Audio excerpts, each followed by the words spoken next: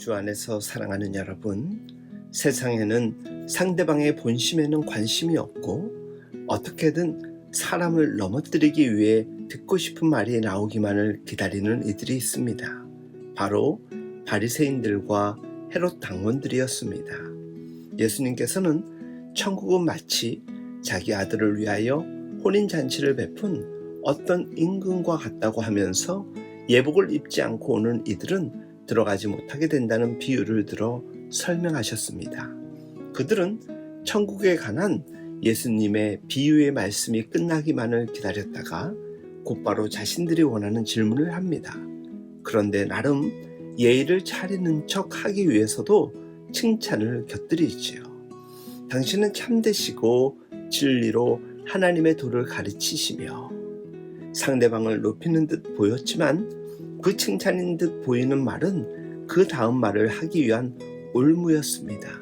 참 강교한 사람들입니다. 당신은 참 훌륭한 선생님입니다. 그러면 형제에게 세금을 바치는 것이 옳습니까? 아니면 옳지 않습니까? 둘 다 어느 쪽이든 걸리는 질문이었습니다. 여기에 세금으로 번역된 헬라어 캔소스는 영어에서 인구조사를 가리키는 센서스의 어원이기도 합니다. 즉 로마인들이 인구조사를 한 뒤에 그것을 기록해둔 등기부를 가리키는데, 이를 토대로 로마인들은 세금을 부과했습니다. 이것이 한 사람당 내야 하는 인두세였습니다. 당시 인두세는 로마 정부가 식민지에 거주하는 백성들 중 남자 14세, 여자 12세 이상 65세까지 부과되는 세금이었습니다. 그런데 이들의 질문은 하나님을 임금으로 모신 선민 이스라엘이 과연 세상의 임금인 황제에게 세금을 바치는 것이 옳은 일이냐 옳지 않느냐고 물은 것이지요. 당시 이스라엘에는 이 문제가 첨예하게 대립되고 있었습니다.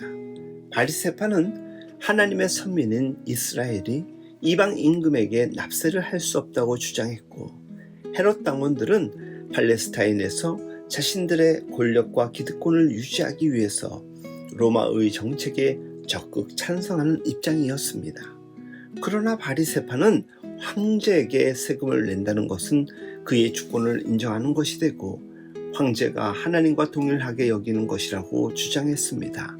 하지만 현실은 울며 겨자 먹기식으로 세금을 안 낼 수는 없었습니다. 그렇기 때문에 예수님께서 어떻게 결정하는지는 모두의 초미의 관심사였습니다. 이때 예수님은 이 질문에 대하여 아주 단순하게 정리합니다. 가이사의 것은 가이사에게, 하나님의 것은 하나님께 바치라. 즉 가이사의 소유는 가이사에게 바치고 하나님의 것은 하나님께 바치라는 말입니다. 황제에게 내기 싫어서 신앙적인 이유를 들어서 마치 정부에 거스르는 것이 신앙적인 것처럼 하지도 말고, 국가에겐 시민으로 할 일을 다하고 신앙인으로서 하나님께 해야 할 도리도 다하라는 뜻이었습니다.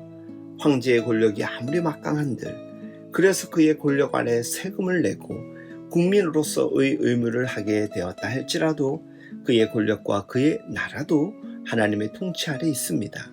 황제가 아무리 높아져도 하나님의 권능과 다스리심 아래에 있습니다.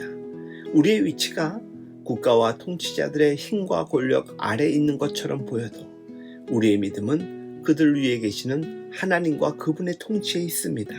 하나님 나라의 백성된 사랑하는 여러분, 우리는 이 믿음으로 이 어려운 시대에 더욱 하나님의 통치와 다스리심을 구하며 하나님의 인도하심을 받길 예수님의 이름으로 축복하며 응원합니다.